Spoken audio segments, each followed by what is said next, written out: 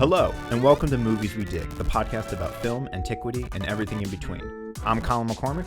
And I'm Elijah Fleming. And today we're talking about The Last Legion, a 2007 historical action-adventure film directed by Doug Leffler and produced by Dino De Laurentiis. And today also joining us, unfortunately Christy couldn't be here today, our third host, but we were joined by two wonderful guests from UT Austin, Doctors Ayelet Haimson Lushkov and Pramit Chaudhuri. Ayelet just fled at the sound of her name. I was trying to preserve the integrity of the sound. I do this for you. And this is very generous of you too, because sometimes our guests get to review movies that they're very passionate about or movies that are very interesting. And sometimes we get to review The Last Legion. We had a reason. We had a very, very superficial local reason. Local reason? Yeah. Oh, Aishwarya Rai. Aishwarya Rai. Yeah. So we usually start with our guests, and we'll just kick you off with the initial question, which is, did you dig this movie? I did. I dug it very deep. Yeah. So I believe the phrase, this is a gift, occurred. And not from me.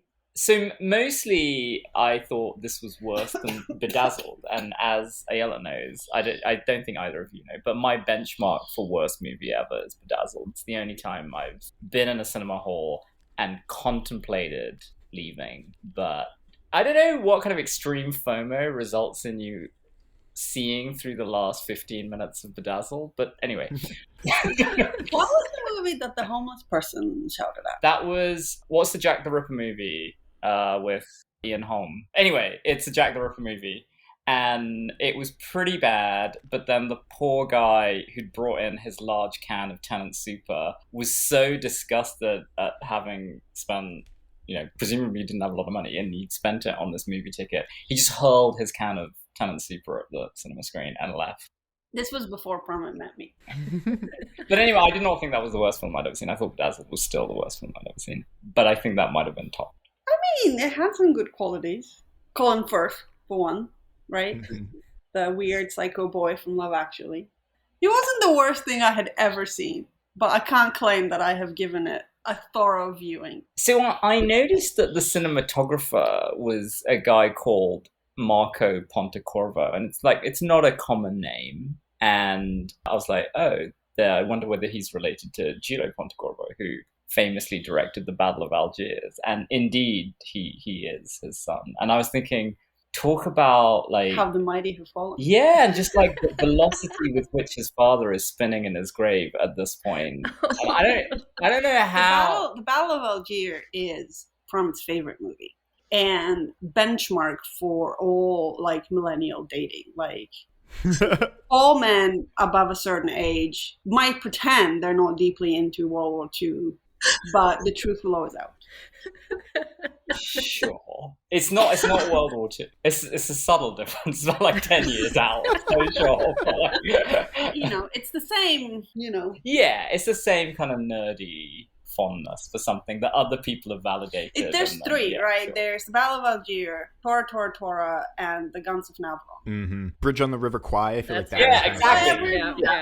Yeah. So this too has an ensemble cast.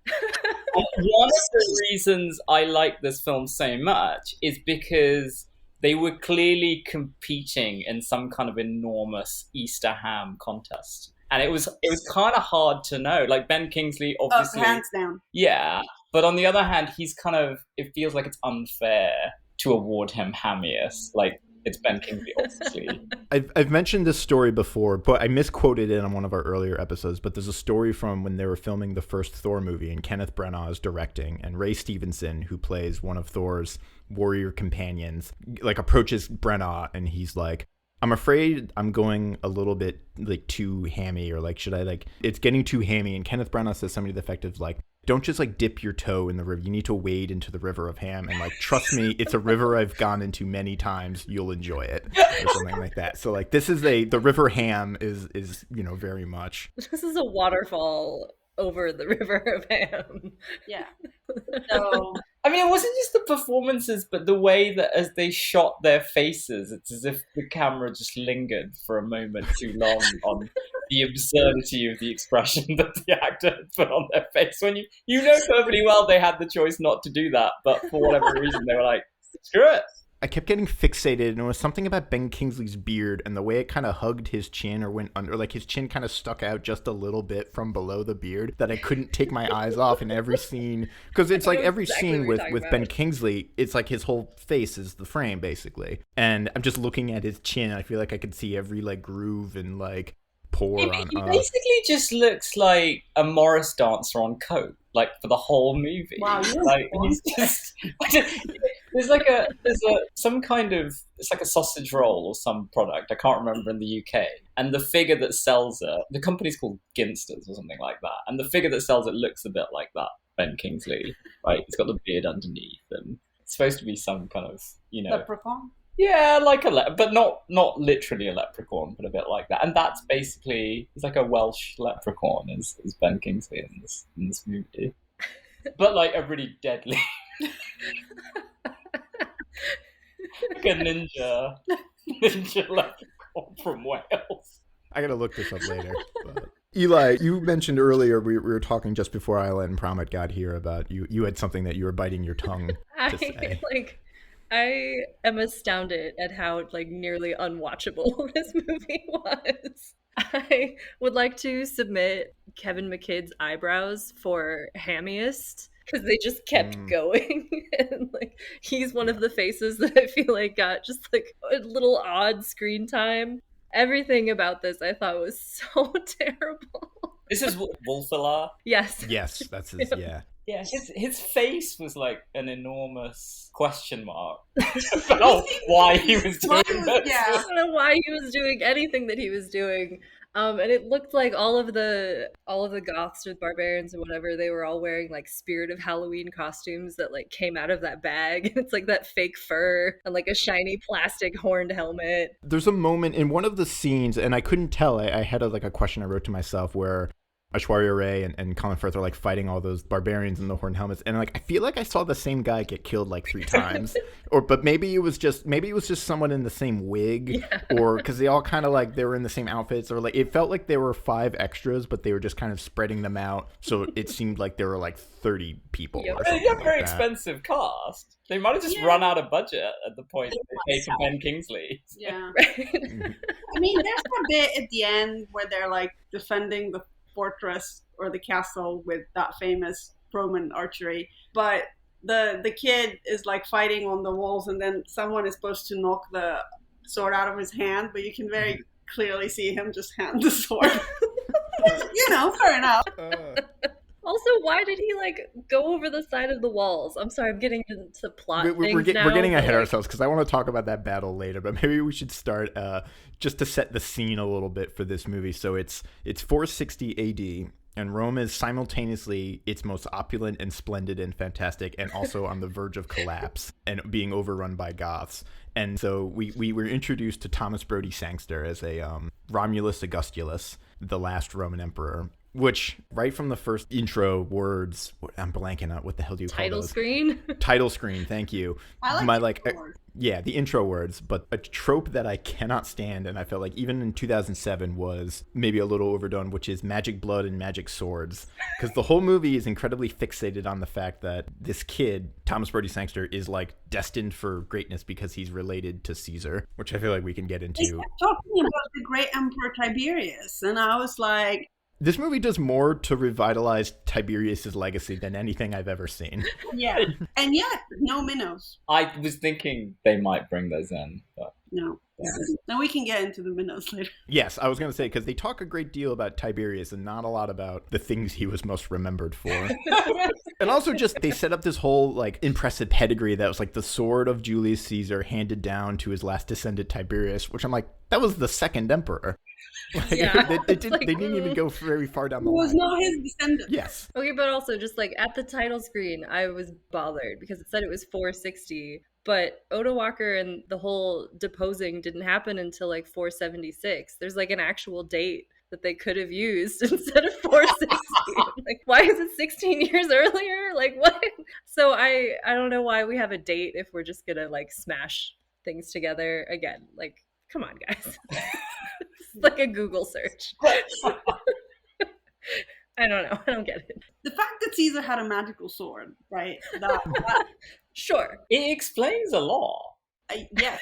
Also, like, I liked it once I got over my initial shock because, as you know, I'm a big fan of the horrid scene in Troy where Orlando Bloom hands The Sword of Troy. the Sword of Troy to Lear. And Yes. I love that scene. And, Apparently, so did the director of this film. well, Yes. I mean, doesn't it predate Troy? No, this post-dates. No. Oh, this post-date. No, This is perfect. This is what's so good about this film, because you know how in literature authors present themselves as like prior to their predecessors. No, this one. That doesn't work in cinema, but apparently this guy was like, I will just pretend as if all of these other better films hadn't existed, and mine is a kind of some kind of 1990s homage to the subsequent tradition. My very first note on my notes is actually, like, my synopsis is, this movie is a shittier version of a movie that is in and of itself a shittier version of another movie. Like, it's like triply derivative. Yeah. It's like, What's the shitty movie that's derivative of so this movie is trying to be King Arthur, which came out, I think, maybe 2 years before Oh, this, the one with Antoine Clive. Fuqua movie? with Keira Knightley? With Kieran. Yes. Yes. This yeah, and makes Clive that Owen. movie look great. That Yes, was nice. exactly. That was, It's got Mads Mikkelsen in it. yeah, and the weird Tristan. Mads Mikkelsen is literally like a balletic picked warrior or something. I don't know what he is. He's literally doing like ballet or something, but martial ballet. It's a fantastic movie. But even like that movie was kind of trying to be like Gladiator and Troy. Like this is like, it's like this movie's eating the leftovers of a movie that was eating the leftovers of Gladiator. Well, but what this movie is really trying to be is Lord of the Rings. Yes. Yes. They even had their like taking the ring over the mountains shot. Right? Yeah. And the little map. And like Yep. all the battles were Helm's Deep, like all of them. Yup. It's so I had so true. little faith in this movie that when they were going over the mountains, I almost expected them to like get to the top of the mountain and be like, Britain, look, or something like that. And then like, fortunately they were like, okay, then it's Gaul, then it's Britain or something. But Apparently they had like 4 hours of cinematic material, including the crossing of the Alps and the passage through Gaul, but they cut it out. Wait, so if everyone gets to see Zack Snyder's version of that movie, why don't I get to see the 4-hour version of this movie? We need Do we need a campaign right now? we live in a weird, brave new age of the internet where if we just get enough traction on Twitter, we could cancel a Sonic the Hedgehog movie and get a Zack Snyder movie re-release. I'm pretty sure that Colin Firth, like every single subsequent contract, had in it a "you will not allow talk of this movie to proliferate." We should talk about the cast, because the cast is probably the most, Perplexing thing. Yes. and part of the reason, and perplexing. basically 90% of the reason Ayelet and Pramit are here. But so I found there's a great relic from the sort of late aughts called Firth.com that's just sort of describing like all of the ins and outs of this movie, and particularly Colin Firth. And most of the actors, Colin Firth included, they were looking for, like, the way they describe it is, and you can watch interviews, there's a couple of interviews on YouTube and things like that, of just, trying to get a change of pace. And again, I think trying to have a little bit of the lunch of, Gladiator and Lord of the Rings. And Colin Firth was like, oh, maybe I could be a sort of, gritty sword and sandal action hero. And I was originally going to say, like, I don't really think of Mr. Darcy as a action hero, but then, I mean, I thought he was great in Kingsman, but... Here he seems like his character in Bridget Jones's Diary. He might as well be wearing a sweater. I agree. He seems so unthreatening. You just want to kind of give him a hug. Like, Yes. I completely agree. Yes. It's like, He was give this kid the sword. Let him do it. He seems like he's got a glint in his eye. You know? Yeah, no, I completely agree. I did not understand. I was like, I've seen so many movies where I love Colin Firth. Why is he acting so terribly in this movie? Like, what is going wrong? I mean, I don't know. I assumed that in the like after shooting party, they all called Kenneth Branagh and were like, "You said this would be fun." Yeah, it like, I mean, good for them, right? They signed up a lot of people and good actors, and presumably managed to keep all of them on set, even as this like unfolded. This apparently also was a sort of a litmus test. There was a weird law in the universe where if you were in this movie, you got to be in Game of Thrones because, and I counted, there are 1, 2, 3, 4, 5, 6 of these actors are going to appear in Game of Thrones. So we got obviously Ian Glenn, so Orestes, and he's Jorah. We also get old Jorah with James Cosmo, the big guy. We've got Alexander Siddig, who's Dorn Martell, and he's the Byzantine diplomat or whatever. I forget his character's name. And Yeah, whoever he is. Nanzo Azoni, is Zaro Zohendaxos, which I think he's one of the Dornish guys. No, he's one of the warlocks. Oh, It's like season 1. He's like there for a few episodes.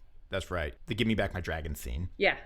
And Owen Teale, who's Alistair Thorne on the wall, and then Robert Pugh is Castor in North of the Wall. So not any like important part. No. Well, I mean, debatably, Ian Glenn, like Jorah, is a pretty.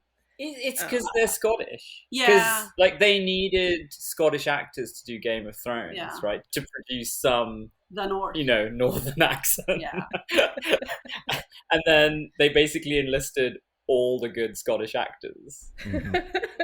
And apparently they needed them for... Why is Odoacer Scottish? I have no idea, but it's like listening to Billy Connolly or something. But anyways... That would have made my entire life if you built that. Odoacer from Scotland. Ben Kingsley from Wales. Which kind of makes sense. It's funny to begin with, but it makes Colin Firth representing, England. Yeah. Green Pleasant Land. You just need someone from Northern Ireland, and you're good. You're solid. I don't know that anyone's from... But actually, checking boxes is very much what the cast is about. So for me, it is in the tradition of all of those films, but it also seems like a predecessor for... Now, you're going to have to bear with me, but have you seen The Meg? Yes. Awful, shark movie, right? And when I watched that movie, the one thing that filled me with the most dread was not obviously the shark, but the idea that this represented globalized cinema from here on out. Basically all movies were going to be shots of Hong Kong, Sydney, and some other random city, all of which look indistinguishable from each other. And then the cast would just be some kind of box checking exercise. Get someone from Asia, get someone from Africa. And this movie felt a bit like that. It was we've got Aishwarya Rai, right? We have a black actor, and therefore we have fulfilled our obligations, and we can have maximum capture of the audience. Only we've neglected one thing, small thing, which is that the movie is terrible. And it felt very like that, It felt like someone had done a great job on a PowerPoint on how to make a movie, but that they were, sadly a consultant and not in fact a filmmaker. Yeah. Well, isn't The Meg... Colin and I actually saw The Meg together, I think. We did. I believe... Was it at my house? No, we went to a movie theater. Wait, we did? We did. We went to a movie theater because Nick was in town. And so we went to a movie theater and we got very large beers and we watched The Meg and laughed hysterically. But I think The Meg is based on a book, a terrible, book. And this movie is also based on a terrible book. So I'm is that where our box checking is coming from? Looking to weird, drugstore paperback fiction to fulfill our cinema? Is it the urge to buy those Valerio Massimo Manfredi books? Have you read them? I feel like I've seen them in the airport, right? I've bought one, but I don't think I've actually read it. Well, if you've read one, you've read all of them, right? I can't trust someone who's named after Valerius Maximus. I have a choice quote from Martha De Laurentiis. She was talking about this movie. She says, "We based the idea on the book by Valerio Manfredi, The Last Legion, but combined that with historical facts and what was already known about the last Roman emperor. Nobody really knows what caused the fall of the Roman Empire, and we decided to use that backdrop of chaos to tell the story of the last emperor, a young boy and his attempt to save the empire. The fact that he's only about 12 years old was the root of this story." So that's the producer's sort of synopsis. I hate it. I hate it. Colin Firth has a quote where he just talks about, "I've never done anything like this." And I got really drunk. And I thought, why not do something shit? I mean, at what point... So, you're acting with people around you. You can all see what's going on. At what point did the dominoes start falling and, they just start winding each other up? In the full knowledge that this thing's going to be a complete disaster. There's no way they were in this, several days into filming and they didn't know what was happening. Maybe there was a competition. Maybe that's why Ben Kingsley has that ridiculous Welsh accent. They were trying to see who cracks. Well, no, I think that was their attempt to, and, I use the word loosely, but, historical / mythical accuracy, right? Because that was the signal that he's Merlin along with. Well, there's actually an interesting Welsh tradition how the myth of Brutus coming over from Troy and kind of founding Britannia is sort of very popular in Welsh, and there's a lot of like Welsh receptions of Roman historical stuff. So it's kind of perverse, but there is a way in which the Arthur Pendragon cycle and the Roman cycle kind of exist in the same mythographical milieu. Yeah, absolutely. But so I thought that Merlin, like in the medieval tradition, the Roman figure who then gets blended with Merlin is Ambrosius, except for some reason here he's Ambrosinus. I've no idea why they decided to change his name. So yeah, I think that much was actually their attempt to, or Valerio Massimo Manfredi's attempt to name check this tradition that has this. He's called the last Roman.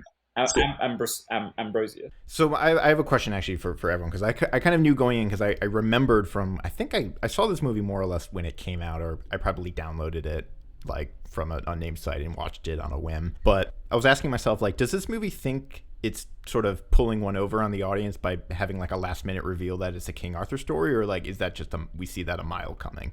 I mean, I don't know who sees Ben Kingsley at the beginning and doesn't think that he's Merlin. If you have any idea of what's going to happen later in the plot, I was so. But yeah, at the same time, when you see the sword at the end, it does feel like they're winking at you, like, oh, you didn't get this. It wasn't so much like a winking. It was more like I was just like, it's serious. This is not like, you're not going to seriously make this Excalibur. Like this, like no one can stoop so low. And also, I was kind of in disbelief about Caesar's magical sword. I was just like, no. There are lots of different etymological stories about Excalibur. Sure. But I mean, I appreciated the attempt to hang a kind of a narrative around that, because that is true. This particular version is obviously completely made up, but like as a you had a thing about all the like times that like the sword kind of pokes out of the water. Yeah, there are definitely some Lady of the Lake type, the iconography of the Lady of the Lake type allusions, like when Colin Firth pushes his sword through the water when they jump off the Capri. Yeah, I mean, I don't know. I can't believe that people wouldn't see the King Arthur thing coming when you know that there's going to be that British element. I just don't see that. Like, it's a really earnest movie. The movie itself feels very much like it's buying its own, drinking its own Kool-Aid. Yeah, I feel like I had never seen this movie before, and I had never even really like heard of this movie before. We were like, what movies should we talk about on the podcast? And it was like, oh, this movie exists, and I never saw it. And so I watched a trailer, like an old trailer from 2007, and they make it pretty explicit in just the trailer for the movie that like this is an Arthur origin story. And it was like, oh, so it's like I knew that going into it, and I was like looking for it then. I was like, oh, he's got to be Merlin, and I was like, oh, this is obviously Excalibur. I was like kind of looking for other people. I was like, are we gonna have any other Knights of the Round Table or something? And I don't know. I guess Vortigern or they couldn't quite agree whether it was Vortigern or Vortgin, which I feel like is the litmus test for a bad movie. Like, if the actors don't agree on the pronunciation of a character's name and it's just all over the map, because it just means nobody cares and nobody's checking. Nobody cares. So, but like, I guess if you know Vortgin, then you might sort of wise up, because he's from Arthurian legend. I'm not super up on my King Arthur stuff. Yeah, he's like, what, King of the Britons or something? And that's what they call him, don't they, in the movie? Or they call him like King of the Angles or something like that? Well, actually, see, the most disturbing like Arthurian allusion was actually the Arthur Igraine, right? So the little girl is Igraine, who gives her brother's armor to Romulus before the battle. And I remember this from the movie Excalibur, but I mean, it's well known that the way that Arthur ends up having sex with Igraine is that he gets Uther, I keep on saying Arthur, Uther gets Merlin to disguise him as Igraine's husband. And then after that, Igraine's husband dies and in battle, coincidentally on the same night, and then Igraine and Uther subsequently get married. But like, it's obviously super creepy, and both in Excalibur in the way that scene is filmed, but also in the myth. And yet here, it's just, like the boy from Love Actually meets up with some girl. Do you want to play the drums and impress her? It's a very, very strange use of the tradition. They're very selective about what they're willing to try to accommodate and what they ignore. Even just like in a weird sort of myopia towards history is just everything about Tiberius in this, where Tiberius is this like last great Caesar, and they go to his villa where sort of most famously he's known for molesting young boys at this villa dressed as minnows and threatening to throw philosophers off the walls. Yes. Well, so I thought that was, to the extent that there was a funny subtext, that was it. Like they were sending a young boy and effectively a philosopher to Tiberius' villa, basically to get tortured, right? But then obviously none of that actually happens. But then I was like, that's too smart for this film. Like, there's no way that's actually what they're doing. I doubt any of them has read Suetonius. Yeah. And so again, they do a thing also very early on. There's like two kind of obvious, not quite like a save the cat moment, but like that scene in the movie where you introduce a character and you have them do something to like, you get the sort of short, version of who this character is. And so you have Colin Firth basically traumatizing the kid, saying he's going to cut his hands off for thieving. But then later there's a scene where Colin Firth sort of expresses his distrust for poets and philosophers. And then Ben Kingsley quotes, I say quotes, or Colin Firth mentions a line and then Merlin calls it out as Seneca. And then I spent way too much time trying to source this quote that they attribute to Seneca, because it's sort of notorious of, particularly Stoic philosophers, but also guys like Homer, where you'll see these quotes flying around on the internet with a picture of their bust and these like quotes. And if you've read like any Seneca or any Latin, you just kind of like, that doesn't feel like an actual quote. And I spent a long amount of time trying to actually source that quote, and I came up with nothing.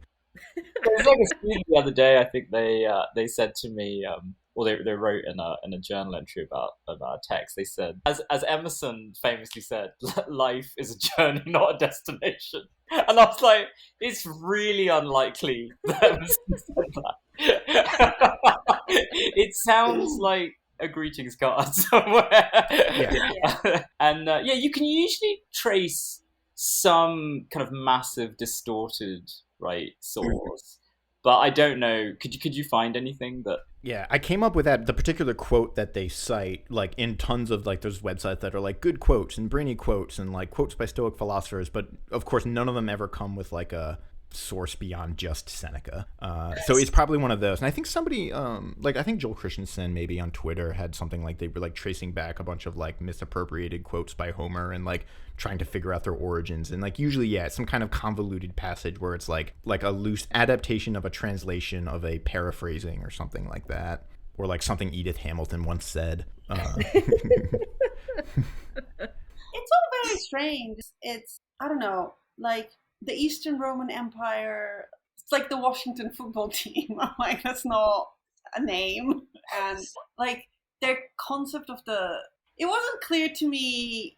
It's like they only had one Rome set. And so once they've used it, they couldn't like have a Senate set or something like that. Like it was very, like even their use of Rome was very perplexing. And you didn't actually see very much of it. No. It's a great scene when his parents get killed and his mother gets hit with that javelin and wins worst acting in the movie. Oh.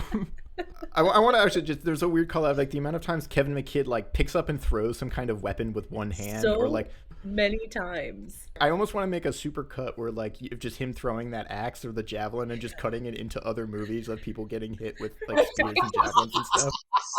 There was just in general a lot of objects thrown in this film. Yeah. Not just by him. Yeah, death by spear throw was a number one cause of death in this movie. Yeah, well, it has a really high body count for like a movie with very little blood. Yeah. Like, I guess we had briefly talked about the fighting, but which doesn't look like real fighting. It looks like, I compared it to Muppet Treasure Island, where they're like fighting with Muppets. Yeah. Like, that's what it looked like, because it looked like weird and comical. They're like exaggerated. And it looked ridiculous. But yeah, there's no blood. Like sometimes you'll see blood on someone's blade, but it's like twice at the end. It's like they're fighting through the whole thing with no blood. They cut out 2 scenes to get the rating to be, I think, PG. I can't remember if it was for the United States or for Britain, but there were 2 scenes that they cut out to sort of lower the rating. And one was when Odoaker cuts off Kevin McKidd's finger. Merlin's Raven, apparently in the original cut, like eats the finger. I would love that. And then also there's a scene at Capri when the Colin Firth and Kevin McKidd are fighting. I'm calling them by the actors' names because I cannot even remember their characters' names. Aurelius. But they're fighting, and yeah, Aurelius like basically slams Wolfula into like his axe or something like that. It sounds like a small Yiddish boy. Wolfus, stop throwing things. Oh my god. But yeah, which is why like Kevin McKidd shows up with like a huge scar across his face in the rest of the movie, because like supposedly like Colin Firth like hit him with the axe, but you don't really see it, so he just shows up with a big scar. Ella did ask me what was wrong with his face. Theo was really into it. Theo like was watching with us towards the end, and I tried to shield his innocent little eyes, and he kept pushing my hand away. But you had emailed me, Colin, before we started watching, and was like, "It's a bit rough, so like prepare yourself." So I went and read the Wikipedia article, and I was all ready for like a Titus style blood feast. And then there was nothing. Like, they just don't. It's like a Shakespeare tragedy. Like, they always tell you that this horrible things happen, but they just happen off stage. And that was very confusing. Except for the weird, like, multi-spear thingy when they get betrayed by... Oh, the machine gun spears? Yes. Yes. You still don't see that much blood. No. But they do try to revive the guy who gets hit. Yeah, he seems to convey that he might be able to save him. He's got like 7 pounds of metal penetrating through his entire body. Like, No. It's like a scene from Lucan. Yeah. But because I was going to shift gears, because the part of the reason we have Ayelet and Pramit here is Aishwarya Rai, as this is one of I think 5 English language films she's done. And it was like Bride and Prejudice, Which I love. yeah, and which like it makes sense. Like she was probably, I mean, again, there's like a lot of like the decisions that different actors, like why they took these roles is we can only speculate. But then she does Pink Panther, and then I think that's the last English language film she's done to my knowledge. There's one called maybe The Spice Seller where she talks to chilies. That was her, right? yeah. Did we see it? Yeah, we saw it. No, seriously, like the spices, like she's a spice seller, and the spices tell her something, and at fairly regular intervals, the dried chilies start rattling, and she was like, and she always says something like, "Are you sure, chilies?" It's like Ghost, but stranger. Yeah.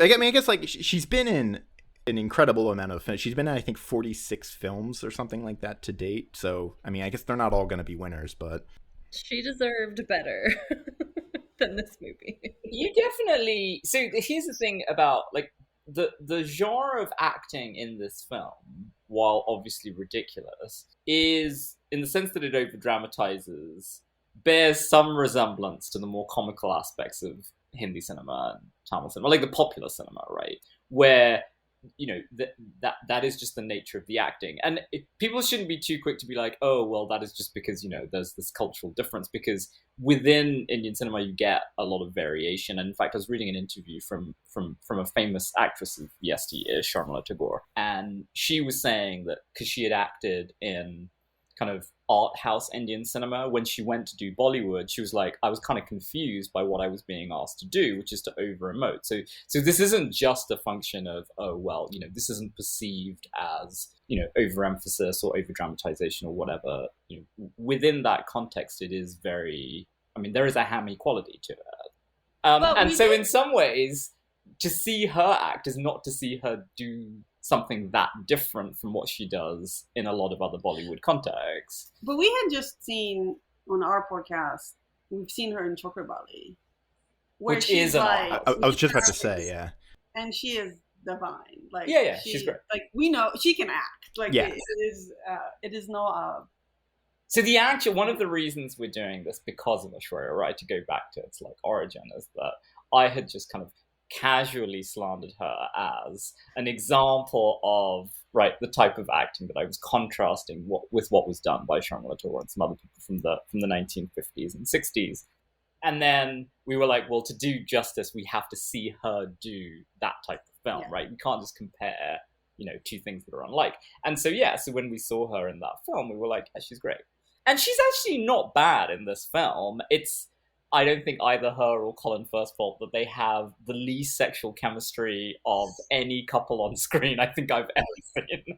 It was painful. Chaste. When she sneaks into his bed, he seems mostly confused. Yeah. And It also seems like completely unmotivated. It's like, we cannot develop a narrative that's convincing whereby these two end up together, so she's just gonna go into the tent and we'll get it over with. And they just seem to lie down in the bed next to each other fully clothed. Yeah, And- nothing seems to happen. I suspect that was her contract. Like, Yeah. I think she doesn't do like nude scenes. And they often get things like body doubles and things like that. Like I strongly suspect like the scene where she comes out of the lake, they're probably using a body double. Right. We talked about actually, so in the Immortals movie with Frida Pinto, similar situation where like most of that sex scene with her and Henry Cavill, I think, is a body double. So, I mean, it was very James Bond, right? When the iconic James Bond The scene, Ursula Andress.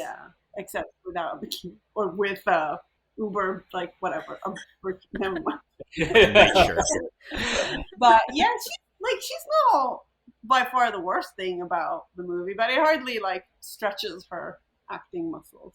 I mean, people were stretched, just not in the ways I think they'd anticipated. Although I do want to give them credit where credit is due. They didn't try to make up some like stupid, I'm just a poor Byzantine girl from like, the inner reaches of Turkey. They actually made her Indian.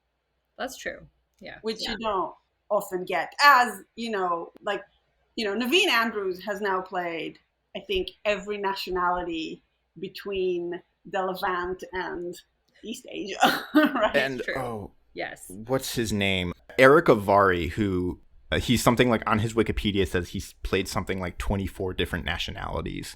He has appeared in 33 films, over 70 episodes, and more than 24 ethnicities, just this one guy. But that's like, I feel like very much like a sort of early 2000s where just like there was a very broad range of kind of, and also just like a willingness to sort of, a insensitivity towards that kind of thing. Well, so now people talk about, diversity and like non-white experience, and they talk about Black and brown people, right? Mm-hmm.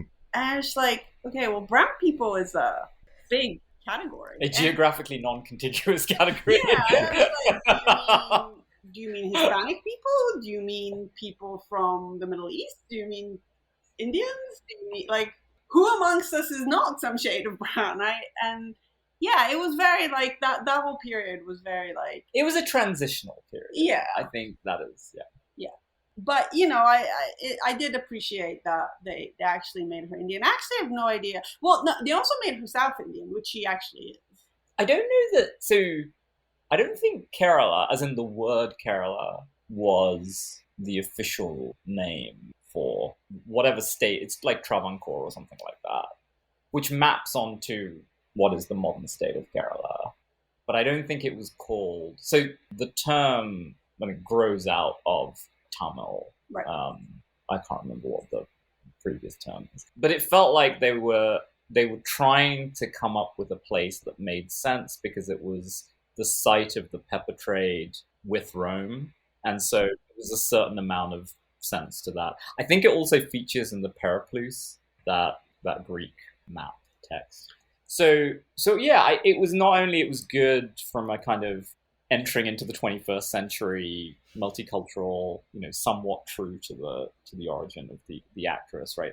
I like that.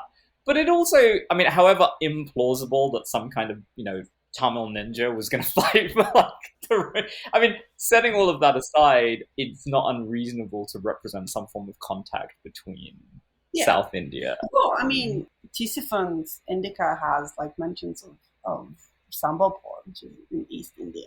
And we have that weird, you probably know more about this, the weird Pompeii, I want to say Pompeii Lakshmi, but that sounds... They found a statue in Pompeii of a goddess that looks very Indian. Oh, I think I can see it in my head, but I haven't. Yeah, and there was like discussion about whether it indicates more Indic presence in Rome or whether it was like Orientalizing, or whether we are like superimposing stuff on it. But I mean, the point being is that it is ridiculous though it might sound, right, and with extra ridiculousness imposed by the context of the Last Legion, right, it is not in fact improbable that there would be an Indian person hanging around at the fall of the Roman Empire. But it's far more likely that her character would be there than that Brodie Thomas Sanger is actually, his character is a direct descendant of Julius Caesar. Yeah, and so it was like, she does what she can, I guess. I don't know. Is the whole martial arts thing like a real Indian thing? There are Indian martial arts that go back quite a long way. I very much doubt they look like what she was doing, but that kind of thing, I don't. I think everyone's prepared to be accommodating about. I mean, I have no idea whether there are 7 grades. That all might just be made up. Oh, and now I remember, right, in the King Arthur, they were Sarmatian knights, weren't they? Yep. But most of them are played by, well, I guess like one of these Sarmatians is Ray Winstone, who's like the most. He just has a Cockney accent, right? Yeah. Well, and then like all of their names were still the Knights of the Round Table, right? Like they were Gawain and Tristan. like that's not a Sarmatian name. Like what? Which also leads me to another, like, I think where the Arthur movie is like a little, we said at the beginning that this movie makes King Arthur look like Rashomon or something. But, The Battle of Algiers. yeah, exactly, the Battle of Algiers. But King Arthur at least was aware of like religious tensions that would, be a part of early Britain and late Rome. And this movie is not even remotely interested in any sort of discussion of, it's very sort of hand wavy about what religion everyone is. And Yep. I think his crown has a little cross on it, but that's about it. Well, I had to look up whether Oda Walker was Christian at this point, and he is. And so it's like, what? Ugh, I don't know. It's like, It's incredibly, like in some way, right? It is kind of, well, it's tragic in many ways, right? But formally, so much happens off stage, and so much is like kind of messenger speechy, right? Like the bit where the Senate betrays them. What's the guy's name? John Hannah. John Hannah, I yeah. just call Yeah. him Jonathan from The Mummy. That's what his character is in The Mummy. Or For Weddings and the Funeral. I know that that's so much better of a character. I love him in that. And when he like says the eulogy, I cry every time. But I can't. He's always Jonathan from The Mummy. I like can't erase No, it. that's fair enough. But like, so he's like, well, the Oda Walker, he's become a politician, and the Senate did this, and the thing did that, and then they're like, at some point, like they just fill in things, like somebody will just. Well, the whole Last Legion, right, is about these people who feature very late in the movie, and where everything is just reported. It's just like, I am the commander. It's like, And that was like particularly like that because isn't Aurelius the commander of the 9th Legion? Like, doesn't he recognize his own soldiers? Well, I think they say at the beginning that I think that Aurelius and his guys were, I think, serving in Africa or something like that. And then, so they have like, again, to like this movie trying to be Lord of the Rings, where there's a choice where after they get out of Capri, they're like, where do we go now? The Empire is against us. The East and the West halves are going to kill us. So where do we go? And then Colin Firth says like, well, what about the 9th Legion? And then somebody says like, well, nobody's heard from them in ages or whatever. And then so they're like, well, we should let the Emperor decide, which is like, I was thinking that's exactly the scene where they are trying to get over the mountains in the Fellowship. Yep. And Gandalf is like, let the ring bearer decide, and then he chooses Moria because, of course, at the time, Moria makes the most sense, but Gandalf is like sitting on that very choice bit of information that like Moria is actually bad, and it seems like the kid's decision to go to Britain is made off of most sense because like somebody just said like, oh, there's this one legion in Britain that might work, and like he's not really like acting on like full information. But Colin Firth keeps going around saying that he's the commander of the Nova Invicta, right? And now my Roman numerals might not be the best, but like that suggests to me, right, that he is the commander of the 9th. I don't remember. And also, I'm like, Let's make a lot of gestures for those who can't see.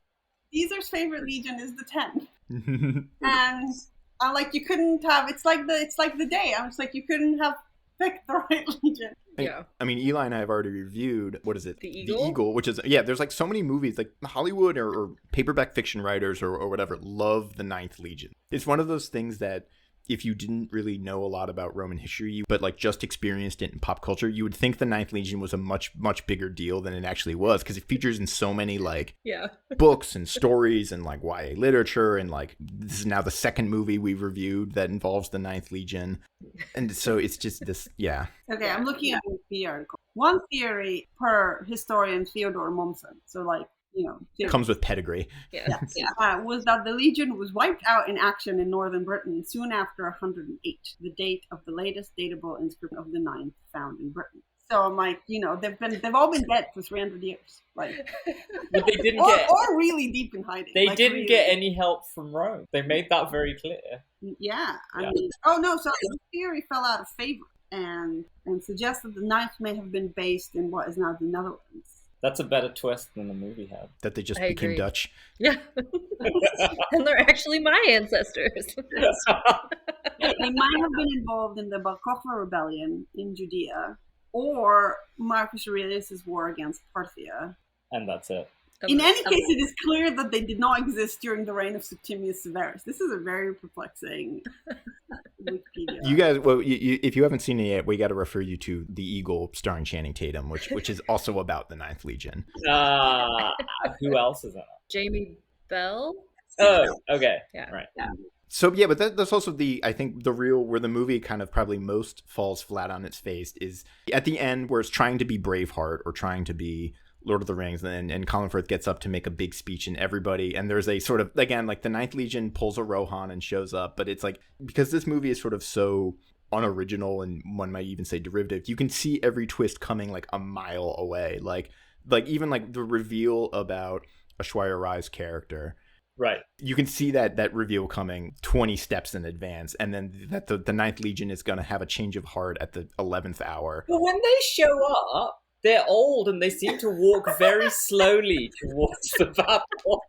So I was concerned that it was mostly going to be over by the time that they made the 200 yards from the top of the hill to the bottom. Well, I mean, it's good then that Merlin kills Vortigern, and like holds up his mask, because then everybody just like walks away, right? It's like all the droids or all the clones just drop in Star Wars. They just like turn them all off. It's like, we're done.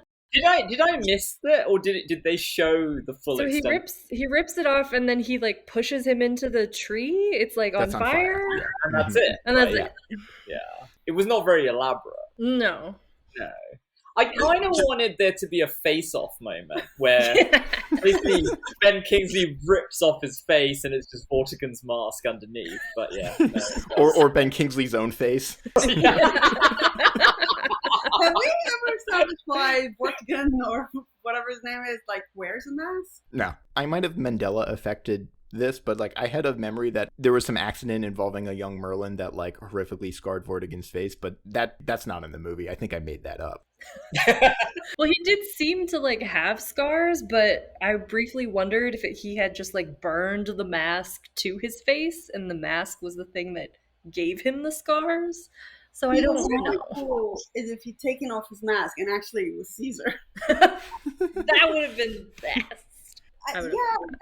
It totally was like unnecessary, because like there was already a villain, and then so they had Odoacer, right, and then Wolfula, and then they were like, oh no, we need one more. We need a trifecta. I mean, it's supposed to be some kind of, confederacy of an axis of evil. Yeah, like the barbarians all got along, and I think that was the conceit, right?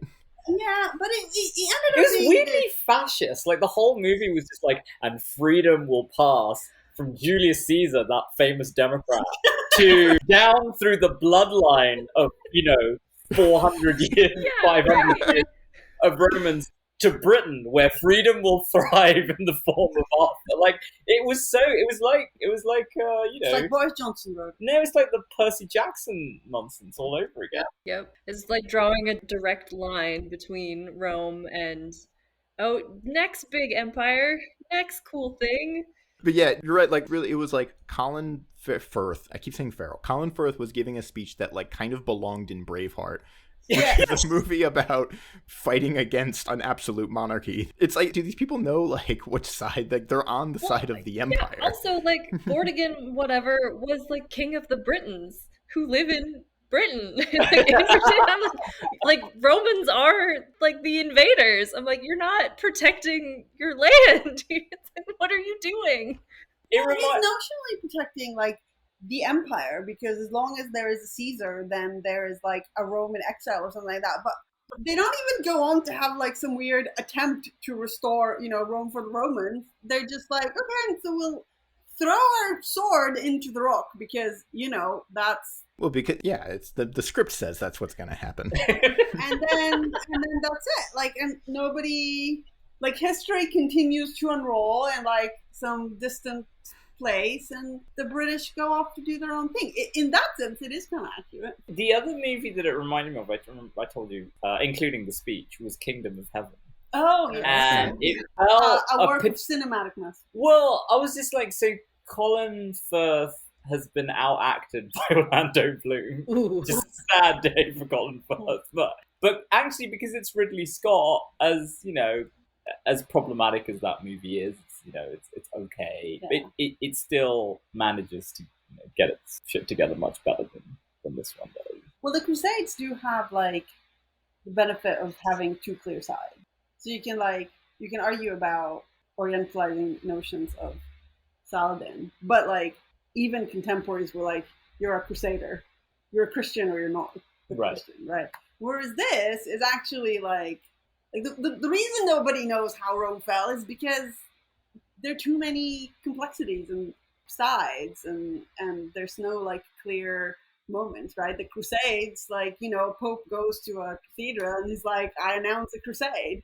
Well, and off they all go. Apparently, it is very, very straightforward, because what you have is true blue-blooded Romans descended from Caesar and some Scottish Goths who are bad. Well, the thing is, though, they actually were, like, Romans descended from Caesar. They were just not Tiberius. Like, it could have been one of Caligula's many brothers or sisters. That makes sense. We need a Caesarian deep cut where they have to go to Egypt or something. Yeah, like, Caesarian, that would have been interesting. They were in Africa anyway. Mm-hmm. True. The Julia Claudia, like Agrippina. They do cite Alexandria. That's their place where they get their hand cutting from. It feels like a throwaway line from like an Aladdin movie from the 60s or something. Yeah, exactly. Very much. Yeah, we could run up on a whole thing about like the hand cutting off motif being attached to Alexandria, but... Exactly, yeah, that's exactly what I felt when they said. There were many Alexanders. It might not have been the one that we think of. Yeah, it was this very strange. Like, they had all these options available to them, and it's almost like they deliberately picked the wrong one at every turn. Right. I mean, as someone who once graded a Roman history exam that literally said that Pliny the Younger was Rome's first and best emperor. Pliny the Younger was Rome's first and best emperor, and after him the empire went into decline. Yes. Sure. I wish Pliny could have read that. He would have loved that. I mean, wherever he is, I'm sure he feels very validated. But this tops that. Haven't they read Gibbon? What happened to the director? I didn't... This is his last directing credit. Should lead with that. So Doug Leffler, he was recommended for this film because Raffaella De Laurentiis was one of the producers, worked with him on the sequel for Dragonheart. There was like a direct-to-video sequel for the Dragonheart movie that Doug Leffler directed. And before that, he had directed a few episodes of Hercules and maybe a Xena episode too. And he comes to the sort of directing chair from like the art side. So he was like a storyboard guy and like an artist and an art director. And it seems like he's basically just gone back to that. Like he's been attached to a couple projects, but as like a storyboard artist or like the art director, something like that. So I can't say for certain, but I suspect this movie sort of nipped that in the bud. I mean, what's the half-life on a movie like this? Like, how do you get back in? I mean, sometimes like a director, you can build up enough goodwill that even a bomb or two may not necessarily sink you, and sometimes you maybe get like a renaissance. Like I think like M. Night Shyamalan's having kind of a renaissance, although it's. Mm-hmm. But yeah, he didn't have enough sort of credit or karma in the bank. Well, it seems like they did spend all of their budget on the big names actors because the rest of the production budget seems to have been squandered. I don't know where it went. So I would like to think that, with a bit more money that a director could maybe have done something slightly more, but I don't know if I would give him a second chance. I don't know who would have done a better job on this. I'm only saying this because Eli and I were just talking about Dune before, but David Lynch.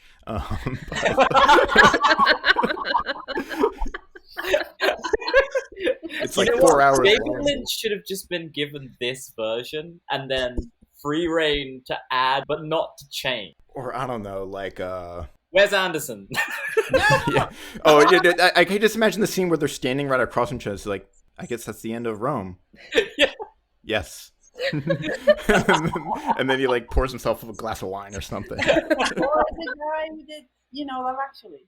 In fact, I would have gone further and cast Hugh Grant as either Birkin or... Oh, that would be so beautiful. They've gone all out with the Bridget Jones thing. Yeah, they could have had Colin Firth and Hugh Grant. Yeah. Yeah. And then, because, apparently they cast Colin Firth first and then the kid. And apparently the fact that they had experience working together benefited both. Here's the crazy part. Well, not that crazy, I guess, but Thomas Brodie Sangster is just kind of one of those. He's like a perpetually young-looking person. He's actually like almost exactly my age, which would mean that this movie came out when he was 17, and that boggles my mind. I hate it.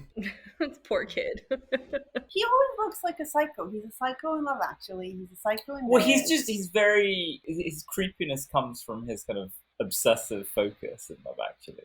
Yeah, but here he's the same. He's just like really abstracted. And then he has that line where he's like, so my ancestors built my prison. Like, I liked him in The Queen's Gambit. I thought he did a good job.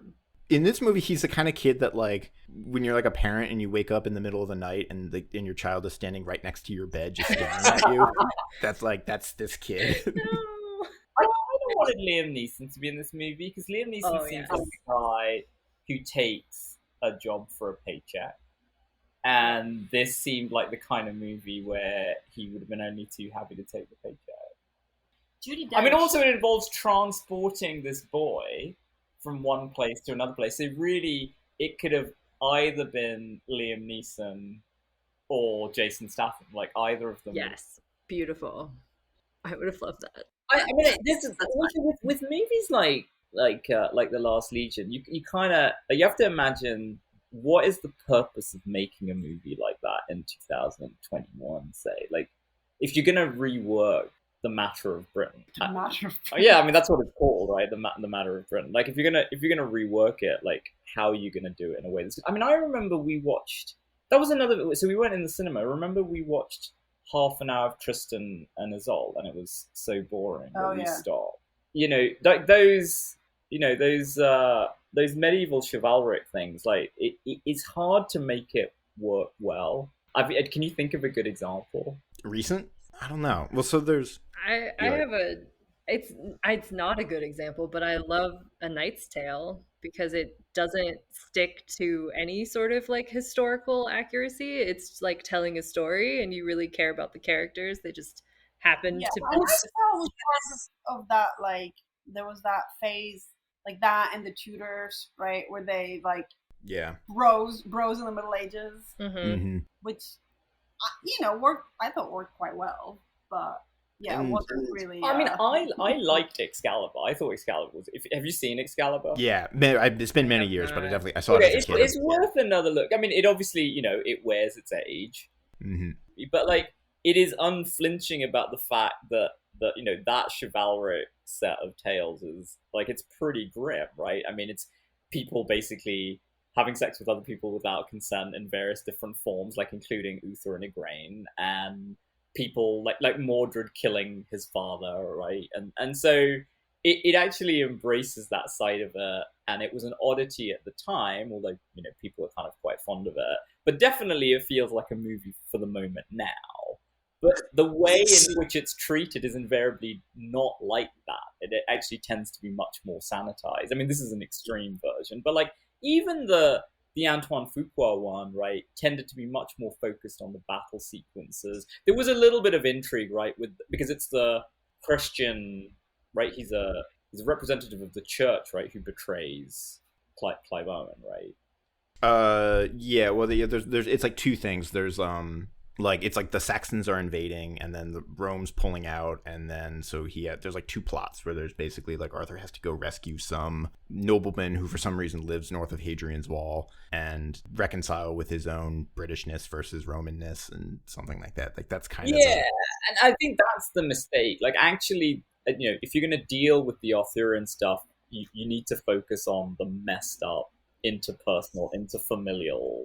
Have you seen? I was going to ask, have you seen Green Knight yet? No, should I? I've seen. I think you should. Okay. I liked it for just the sort of simple reason that it is a movie. It was like such a breath of fresh air of like movie going experiences because it was like it felt more like an art house. It was like surreal and weird. And I mean, some people might say it's pretentious. I don't think it's actually that pretentious. I think it was interesting as hell. Yeah. But it really like gets into like the kind of bizarreness of Arthurian legend and like the sort of nonsensical, because it's a couple of different, they don't do all of the discrete parts of like the Gawain story, but like there's a few sort of episodes, but it gets like more and more sort of dreamlike as he like gets closer to the Green Chapel. Okay. And I think it's Vortigern's or Vortigern's mask. I was reminded of the trailer of the Green Knight, right? Because isn't there, he wears that very elaborate helmet, all I could think of was like the Man in the Iron. Oh yeah.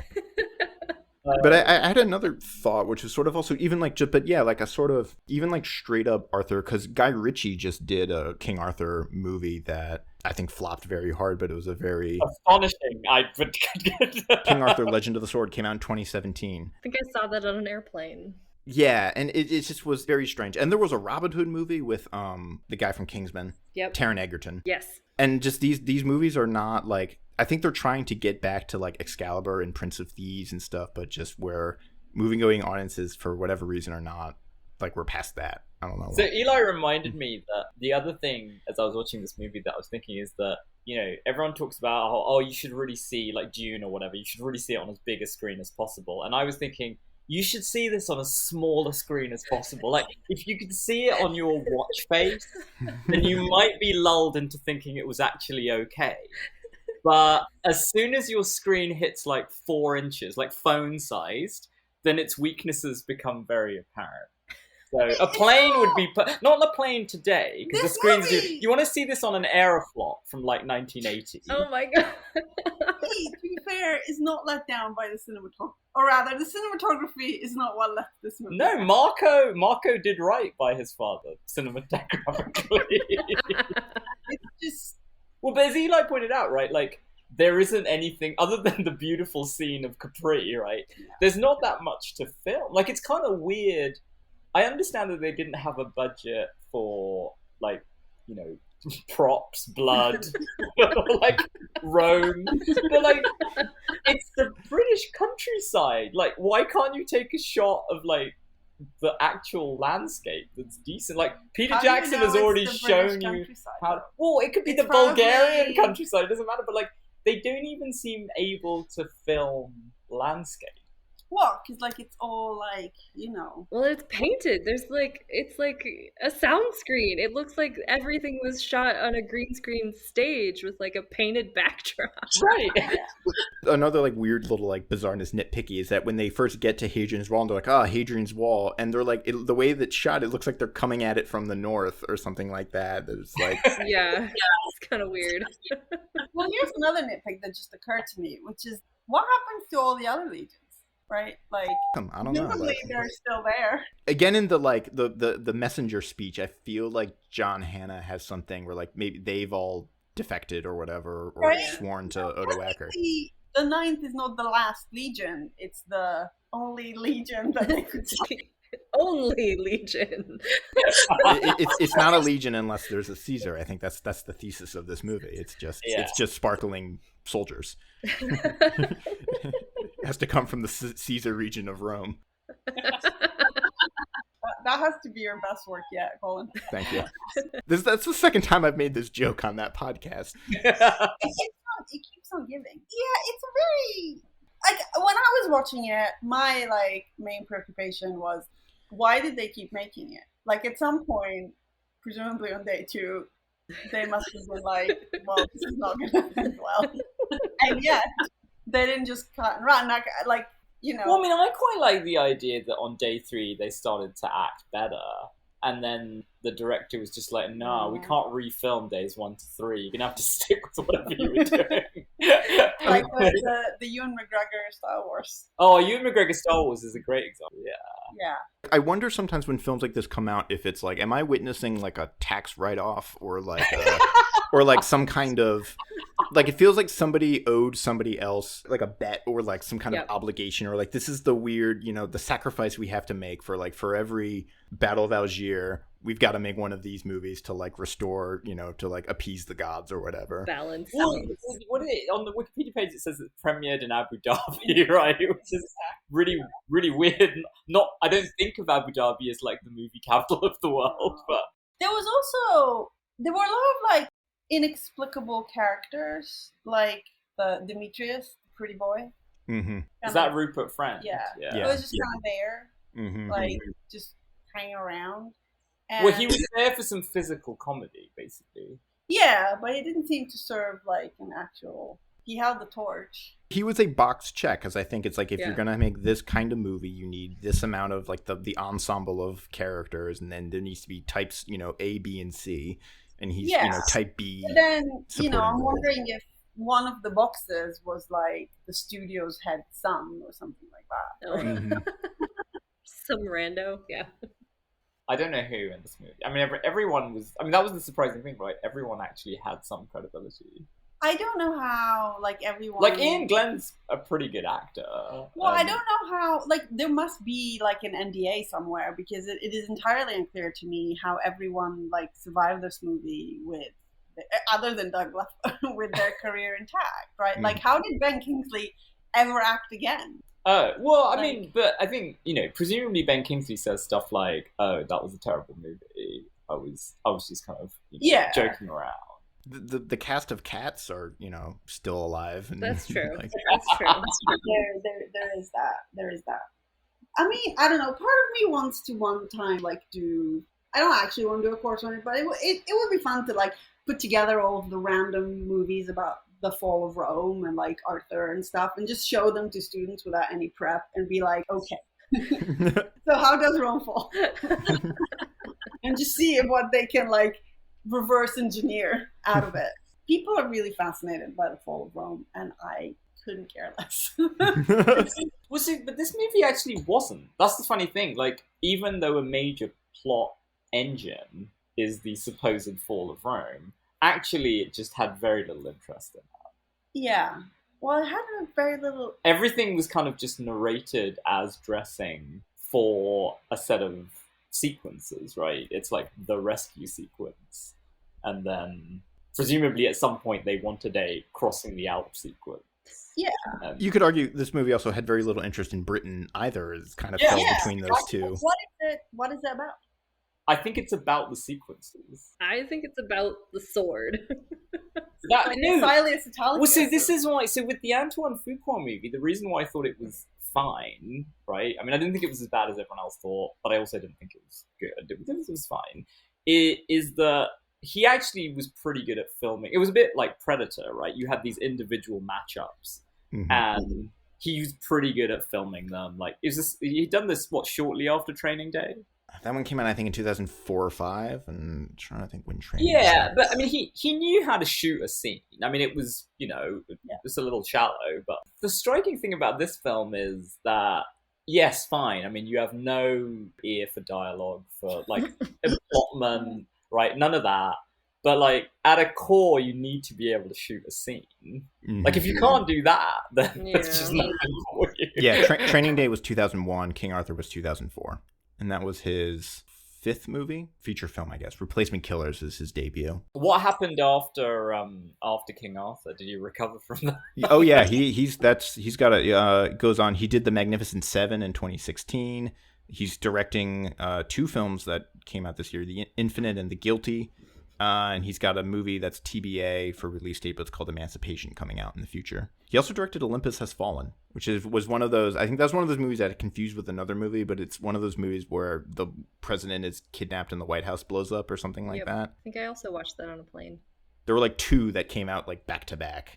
I will say that as a classicist, right, a lot of what you do is read literature that is objectively quite bad, like Silas Talcott, and pretend that it's quite good. And this movie is kind of like that, right? Like you can see the skeleton of lofty forms like Greek tragedy, and you can see like good actors flailing around, and you can kind of see what they're going for, but it's all like sound and fury signifying nothing.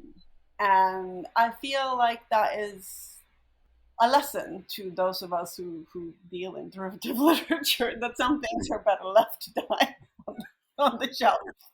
But yeah. Or Silas's fan club is going to be writing you angry letters. Yeah. Aren't you it? Well, no, I'm not saying that Silas is as bad as this movie, but like, you know, as we've come to kind of think about belatedness and being derivative as kind of standard and not necessarily like a bad thing, but it has to be executed well, right? And if you put this movie, which, right, like Colin said, kind of just tries to eat the leftovers of a bunch of other movies, right, and you put it next to something like Ocean 12, then you can see how a good movie and a bad movie like do being belated or derivative. But Right. one of them, right, Ocean 12 is a great movie, but this is not. Yeah. Right? Even though arguably you can strip them down to basic and not end up with like 2,000 years ago historians might have right very very misleading ideas of how these two movies relate to each other. No, but that's right. Yeah, you need to understand. You need to understand your genre. I think the weird thing about this is that, you know, we've all cited like so many different examples, each of which have their flaws, but you can kind of see how more or less they overcome them to arrive at some quality. So you know how, despite all of that existing, like, and this guy seems to have been unable to. so you know how when you pitch like a very initial idea, you're just like, oh, it's like Game of Thrones meets Lord of the Ring meets Annie, right? Mm-hmm. And clearly this was like that, and it just didn't progress, right? They were just like, it's Lord of the Ring meets King Arthur meets Aishwarya Rai. That was it. Yeah, as like I'm sort of thinking like, because we've Eli and I and Christy have talked a lot about just sort of like what's the point of reception if either A, you're not gonna, like Isla was saying, like either do something new or do it better, like, and the dangers of adapting sort of very kind of formative or foundational stories. Like if you just do a straight adaptation of Perseus, it's gonna come off as really sort of dull and kind of derivative because we've had so many takes on already. And like this movie almost seems like it would have come out before, like this was a stepping stone to a movie like Gladiator or Braveheart or something like that, but it in fact is working the other way around. It's, again, I think maybe kind of like Silas Italicus, not to just dunk on him all day, but Oh, in terms of modeling, Yeah. bad. but what we're looking for is a Statius. We want a Thebaid. I mean, that is what we, yeah. I mean, when you do one of these films in 2021, that is exactly what I still, like, this is one of my great grievances. Not great, but one of my, like, is that Statius, like, it's just begging for, like, a Hollywood production. I don't even know, like, how you would do it, but it's so, like, cinematic and so, like... We talk about, like certain events and certain people from the past basically suck up all of the air from the room. Like, how many Julius Caesars, how many Cleopatras, few Alexander the Greats, how many Troys, but, like, we never get a Thebaid or a Seven Against Thebes or anything like that, when there's a lot more sort of fertile ground out there. But that's just maybe us being like, read Silver Latin literature. Well, I mean, you just need the hook, right? I mean, the hook can be the actor, the hook can be, whatever. It could be some technology that you've developed that means that, the story is going to be powerful in some other way. I vote for a Hemsworth. Yeah. Liam or Chris? You get Hemsworth. Doesn't Both. matter. Both. That's the beauty of the Thebaid. You can That's have true. as many Yeah. That's Hemsworths true. as That's you true. want. That's Very true. see actual brothers actually fight. Yeah. You can have everyone. That's the thing about Statius. Like, they're all just like ripped all the time and sweaty. Like, Well, Tiberius and Polynices wrestle like right in book 1. yeah, There's your box office right there. yeah. I mean, it's just begging for. Plus, it's really camp. It's super camp. like, As I was saying, literally, like I point this to students sometimes, like they're always sweaty, they're always shining and glistening and, you know, bulging. And just like, it's just, it's there. You don't need to do it. You just have to cast the right people and the thing directs itself. And then you can do the accolade as a, you know. Well, the Thebaid also helpfully structures your fight sequences. Yes. Sorry, I'm now distracted by thinking who would play Achilles in the accolade. This is a appeal to all of our listeners who have no idea what we've been talking about for the last 5 minutes, but a poem by a sort of later Roman author named Statius called the Thebaid. Go read it, or read about it at least. Read the wiki, bare minimum. Come on. That and the accolade. Yeah. So I think I should let you two go, because we can monopolize all your time talking about this movie. Next time we come on this podcast, though, we want a good movie. You should pick the movie next time, because I'll keep slinging shit your way. But you know, I vote for Moana. I've always held that was an Aeneid begging to be exposed. So thank you, Ayelet, Pramit. Thank you so much for coming on the show. If people want to find you or hear more from you on the internet or elsewhere, where should they look? Well, so we have our own podcast where we're in between seasons right now, and our first season was about like good cinema. It was Bengali art house cinema, and now we're on a hiatus, and we're gearing up for season 2, which is about Israeli cinema, which somehow ended up kind of being about sex and bro movies. So it's quite a So we were whiplash. we were and are Calcutta Arthouse because our films were from Calcutta, but we have not renamed the series. Yeah. I think that is just going to be our name, but we're going to take Calcutta Arthouse to the various cinemas of the world. Yeah, we're going to Bring stretch it as far as our legendary ignorance to uncharted territory. Yes, irreverent and uninformed. That is us. It's all happening, and we will have season 2 soon-ish. Excellent. Nice. All right. In that case, I think we're gonna release you. You can return to Theo and Ella. Yeah, thank you guys for joining us. Thank you. Yeah. Thanks so much. Bye. Bye.